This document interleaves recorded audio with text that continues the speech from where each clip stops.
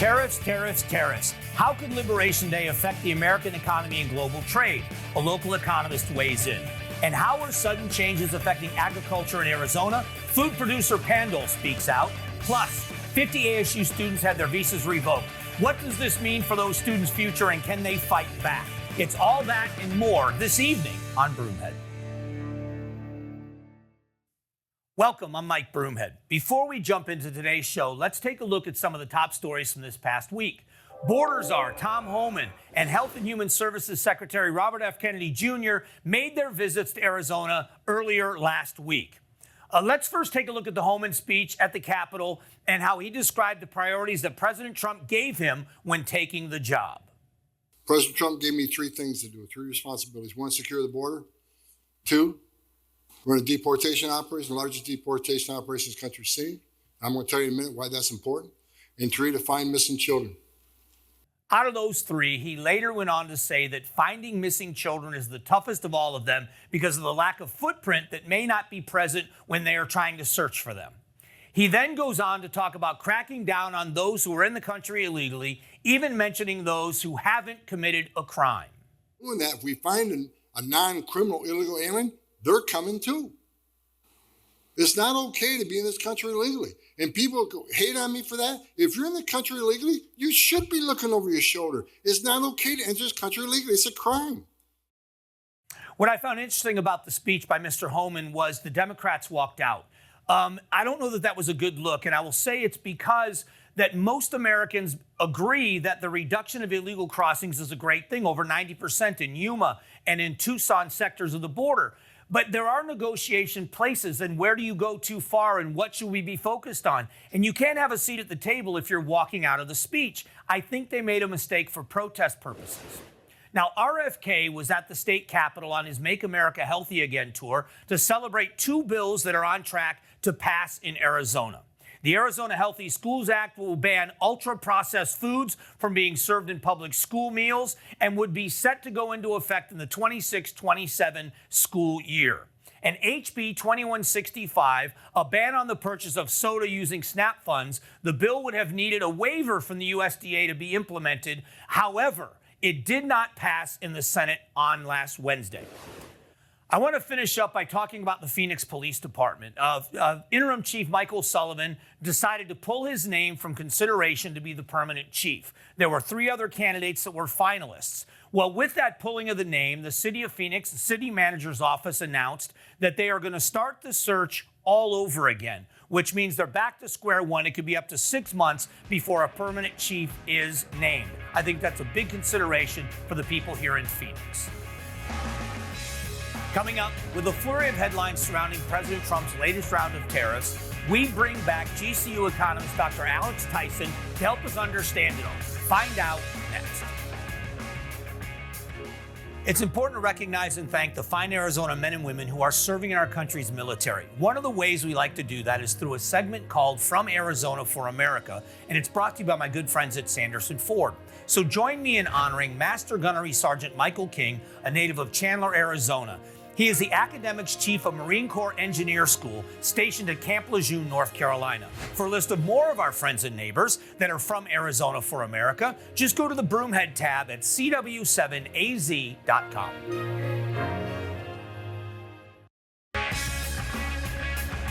Welcome back. Obviously, tariffs are still on everybody's mind. And the way this works in the economy, we go to the expert, Dr. Alex Tyson from GCU. Thanks again. It's good to talk to you.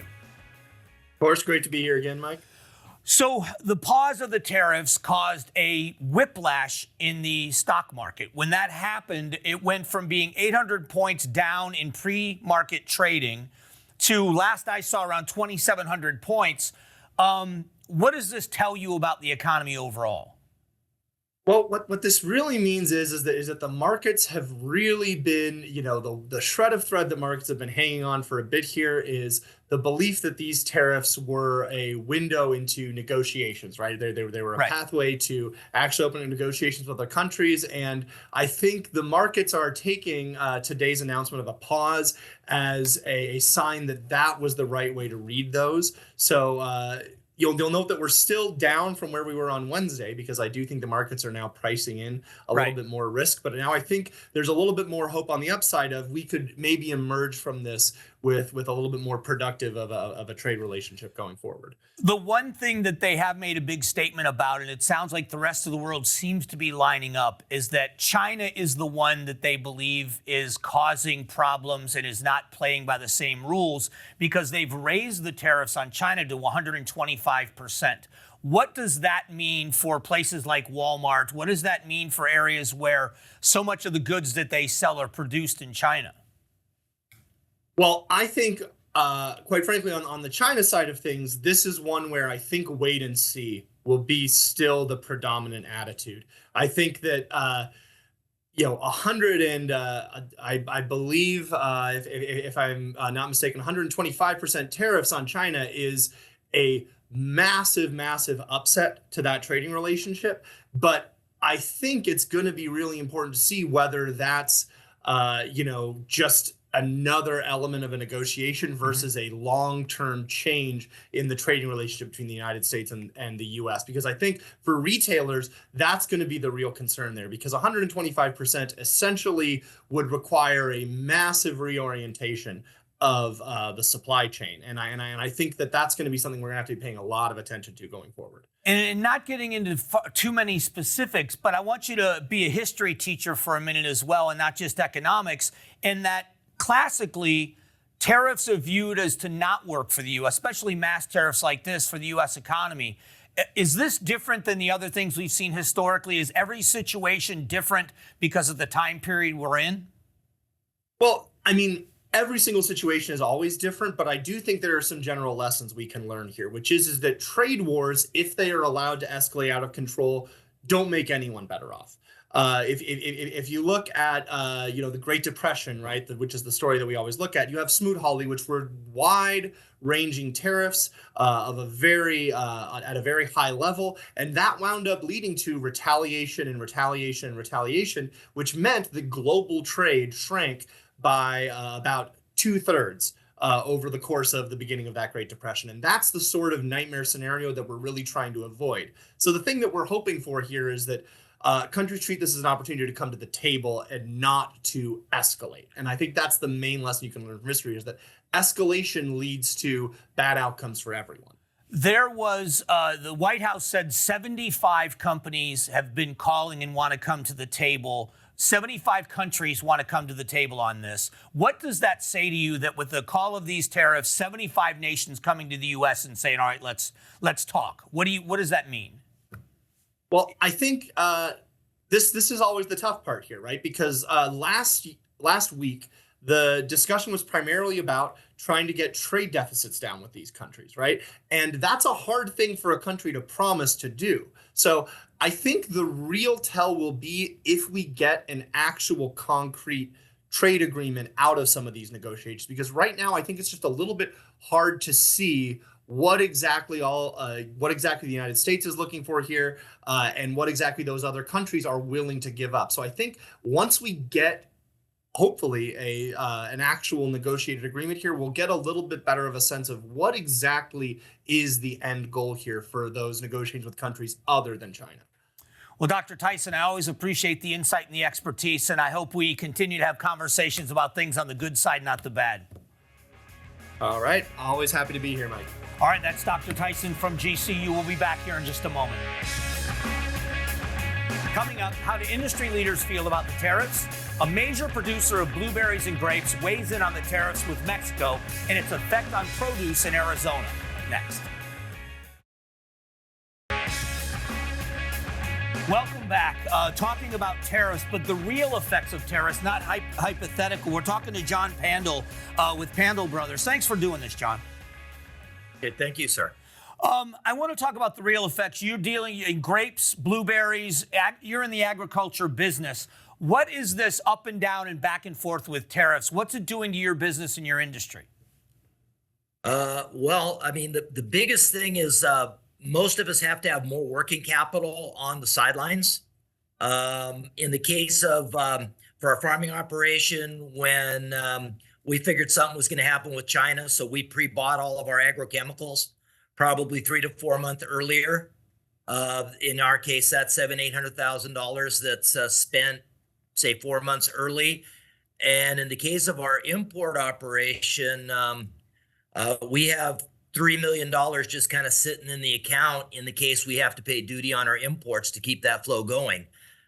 So, I mean, the big effect is, that's a lot of working capital that's not working. When you look at the pause in the tariffs, what kind of money is it saving the public? And how quickly, if a tariff is enforced or imposed, how quickly do the prices go up to your customers? Now I read one analysis that thinks that for a 10% tariff, depending on the item, it would be anywhere between 2 and 10. Some things go up ahead of time. Like, for example, those agrochemicals went up before the duties went in. Things like certainly steel and aluminum did. But talking to the public, as far as consumer goods, it takes a little bit to get it into the system. In food, most supermarkets are scared of their own shadow to raise prices, unlike, say, gas stations that move them up and down as they need to. It's interesting. I had a farmer tell me that farmers and ranchers are the industry that pays retail for everything that they use, and then they sell their goods at wholesale prices, where it's the opposite for everybody else. You guys really feel the effects of these prices going up? Oh, no question. I think our costs going up. I was just kind of looking, like, for example, our operations in California are, 10 years ago, our minimum wage was 9. It's now 16. You look at fuel, you look at, and that cost, the billboard lawyers that we've had some change in labor law. So we're subject to a lot of kind of lawsuits now. Is your industry have any influence? Do you have lobbyists that you work with as an industry where you're talking to the White House about the effects on your industry with these tariffs and the back and forth? Well, we, of course, have lobbyists mostly at a state level, but we have some organizations at a federal level. We're part of an importers organization based in Nogales, Arizona, and they've already been back twice. So do you have the pause on these tariffs? Is this a good thing for you that they're paused? Is it more concerning that they could come back again in 90 days and you'll be back in the same boat? What's your feeling about this? Well, I think one thing is, the tariffs and generally access to the U.S. market is being used as diplomatic, economic hard power. Mm-hmm. And, for different countries, there's different rules, and supposedly with Mexico, it's not really economic, but it's more fentanyl and illegals. Now, of course, we've seen the flow of illegals way down. I have no barometer on the fentanyl trade, if that's down or not, but there's just in the Mexican government getting a handle on crime. There's some hopeful signs. We're starting to see it. We're starting to see it back down a little bit. Yeah. So the immigration issue, I know, had to be one that affected your industry, but these tariffs seem to be, especially when it comes to the food prices in America being so high, it's got to be difficult for you to keep your prices competitive for your customers. Well, you have to be able to make something that you can, make it for a price and sell it, or people are willing to pay. It's funny that, we pay the lowest percentage of our income for food anywhere in the world, yet we have this perception our food prices are high at the supermarket. Yeah. We are seeing some people backing off now with kind of the new frugality. Yeah. People that are going back to the office are taking their lunch and not eating lunch out, for example. Well, John, I appreciate the time and the expertise, and I wish you the best. Okay, thank you very much. All right, we'll be right back. Coming up, 50 ASU students have had their visas revoked since the start of April. What does this mean for their future in the U.S., and are they able to fight back? We're talking with an immigration lawyer when Broomhead returns.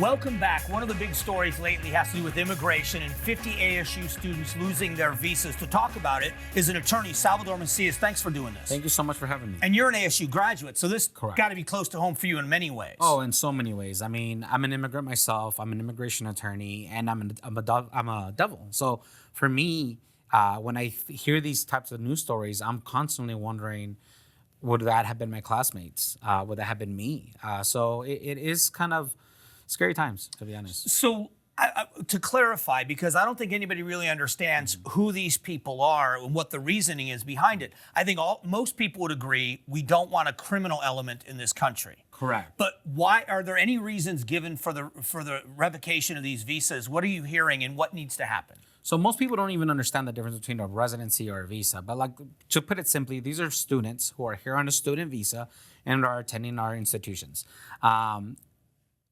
Right now, the State Department has made a decision that anyone who they deem has interest opposite of the United States should lose their visa status. So when someone hears that phrase, you're thinking, no, that makes sense. You know, we want our nation's interests supported. The problem is that it's become very subjective as to what is the nation's interest. So, for example, you've heard of students that may have, attended one of these protests last year, or who may be sharing articles on their social media. I heard about a PhD student who just wrote an article speaking for the plight of the Palestinian people in their student newspaper. That alone is getting the State Department to flag them as possible risks. The Secretary of State explained to the American people and said that, at least in one case, the biggest case we've heard about, that the person that had their visa revoked was revoked because if they had been truthful about their intentions, they would have never gotten the visa in the first place. Correct. Is that true in the case of any of the people you've seen in these 50? No, and that's the problem, is that I understand that the government has a job to do. I think the American public would benefit from seeing this is the criteria that we're looking for. Okay. And this is what we do deem as opposite our interest. I think at least if we had that some sort of clarity, some of these students would have, okay, maybe my views don't align with the United States and I do need to move back. But they're not getting that. They're just getting a letter in the mail that says your visa's been revoked and you could be removed at any minute. Is there an appeals process? Is there a way for them to fight back? Are you helping them maybe be able to stay? Is there an appeal? There isn't an appeal to lose your visa status. And that's one of the things that, at least as an immigration attorney, I do find interesting. The State Department typically has never gone involved in taking the visas of our students. Typically what would happen is a student would commit a crime, or they would overstay their visa or violate for one reason or another, and then they would be put in removal proceedings. So now someone that's losing their visa, they have the very hard decision to make. Do I stay here and try to fight my ability to stay in the country by maybe applying for asylum, or do I leave because I don't want to be here undocumentedly? I wanted the opportunity to come back one day in the future. I need to go back now. When their visa is revoked, does ASU remove them from classes, or can they stay if they want to and continue their education? They should be able to stay. However, their tuition might have shifted. They may not have any sort of scholarships that they may have they may have been applied to them. I know students at ASU that are fully undocumented and are able to go to school. The main difference is that for the longest time, anyone who was not a resident or was not a citizen had to pay basically out-of-state tuition. Even if they went to school in Arizona, their family were taxpayers, it didn't matter. I appreciate the expertise in this, because I think most people see this and think if it's a criminal element or contrary, that it's something that's a good thing. But if it's up in the air, the fear is that we're going too far. Yeah, because now you start talking about one of the most fundamental rights that we have, which is our freedom of expression, freedom of speech. And if we don't know what that criteria that the government is looking for, people are going to be chilling our rights, and we don't want that. I appreciate the time. Thank you for so being much. here. We'll be back.